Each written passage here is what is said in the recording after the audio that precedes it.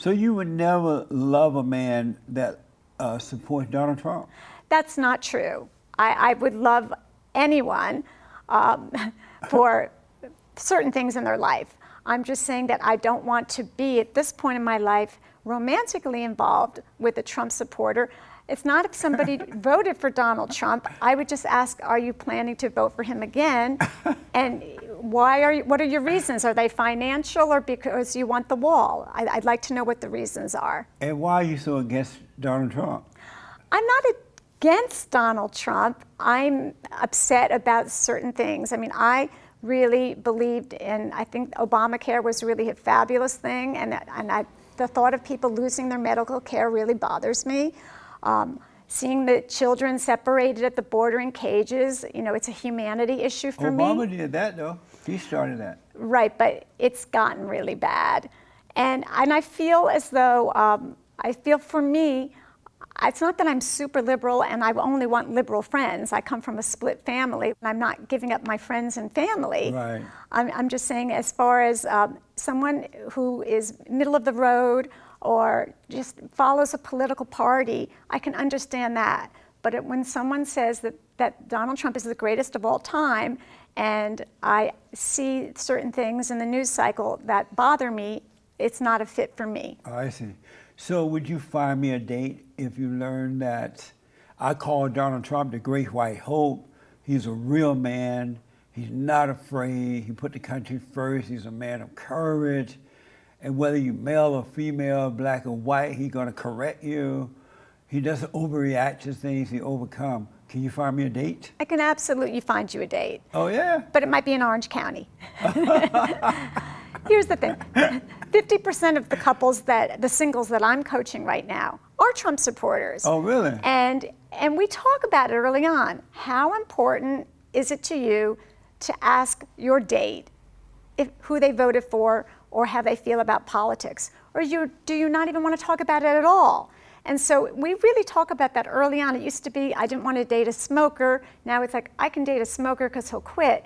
But people, my clients that are Trump supporters, for the most part, have no problem dating across party lines. Right. It's the liberals that are having the problem dating across party lines. And I'm not surprised to hear that, because liberals tend to be so emotional and they tend to overreact to everything. They're so soft.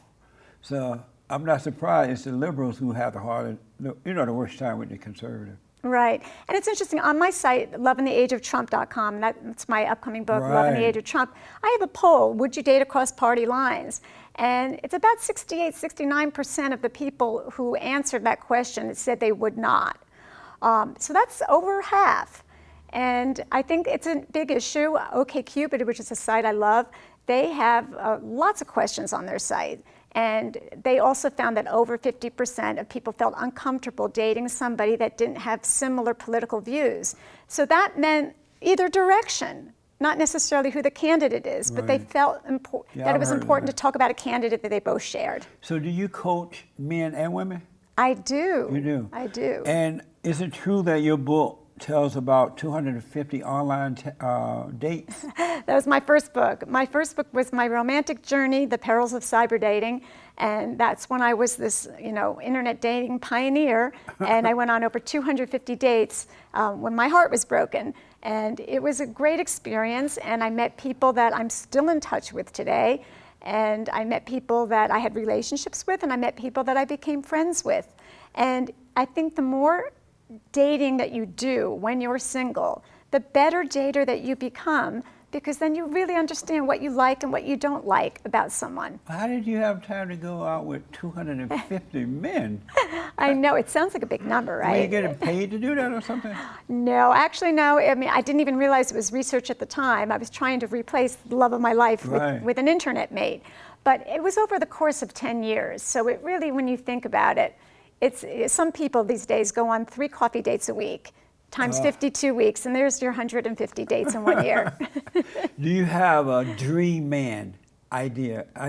What's your dream man? My dream man is not someone that I can make a list of requirements for, because every time you write down everything that you're looking for in this perfect mate, usually the women's list is this long and the men's list is about that long.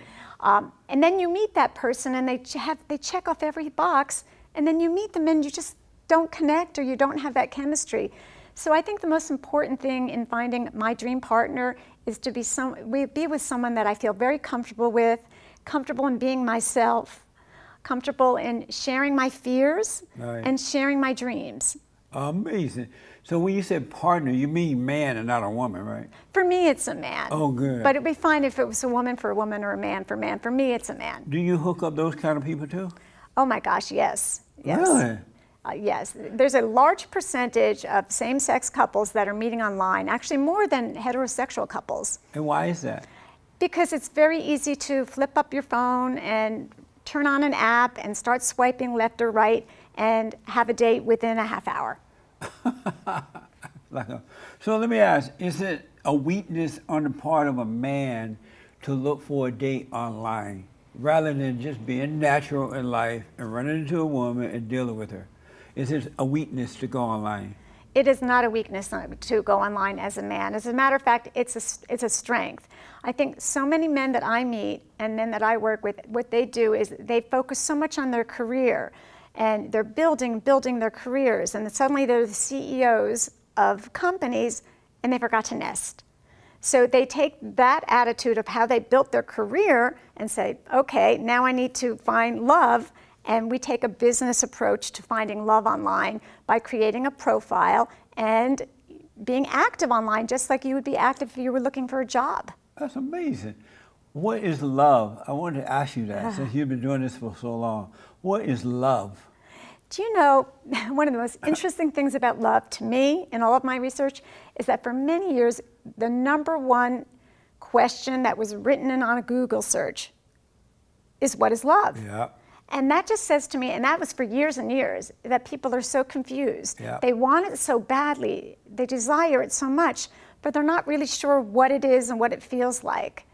And I think when you're looking at love, there's a difference between being in love and loving a person. Because being in love is taking it to that deeper level, through your heart and through your soul, bringing the most vulnerable side of yourself out. And that's what happens when you fall in love, is you have to allow yourself to get hurt, because if you end up winning the love jackpot, it is so worth it. Is sex love? Sex is an action. Anybody can have sex with anybody, whether they love them or not. Yeah. And I think the way that men and women view sex are very different. I know for women, they need to feel loved before they want to open their hearts and their bodies and have sex with a man or a partner. Most men, they connect when they have sex, and then they can start to feel love afterwards. And yet the women, they don't want to have sex until they know, well, they've signed the deal and we're in a committed relationship and we love each other. So they're on different courses for the most part, and somehow they need to meet in the middle. And for me and for the people that I work with, we really look at sex as part of a committed relationship. I wanted to ask you, when men and women meet online through your work, and then it doesn't work out, do they contact you that, hey, this didn't work, I need to look for another one? Exactly. And who complained the most about the date, the men or the women? The women complain the most. And what are their complaints? Their primary complaints? Their primary complaints were, he was cheap, he didn't pay for my coffee, or he was 50 pounds overweight and his pictures don't look like his profile photos, although men say the same thing about women. Yeah. Or he didn't have a job and he said he did, or I just can't see a future with this person. And I find that ridiculous, because after one date, you don't know if you can have a future with someone. That's right. It takes time to get to know someone. And what do the men complain about?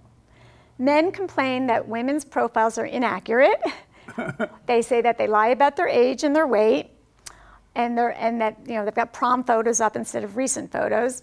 And that's probably one of the biggest issues that men complain about, are age and weight. Yeah. Because men are very visual, Yeah. and they like what they see. And so if they've ordered something on the menu and something else is delivered, they like to, they'll walk out. That's for sure. So do you know in advance that the person that's posting their online picture, is that the real person? Do you deal with that, or you just don't bother with that? Oh no, I bother with it a lot. I'm very hands-on. I mean, I have a real strategic approach when we find a match for someone. We look at their profile, we look at their photos, we get their cell phone number, we do a Google search on their cell phone number to make sure it matches up to the right person. Yeah. We have accountability partners, so when they go out on a date, they either text me or text a friend to let us know that they're safe and that the person is a good person, they're having a nice time, or that they're leaving. And it's a very important thing for people to feel safe when they're dating online and they're meeting somebody brand new. Amazing.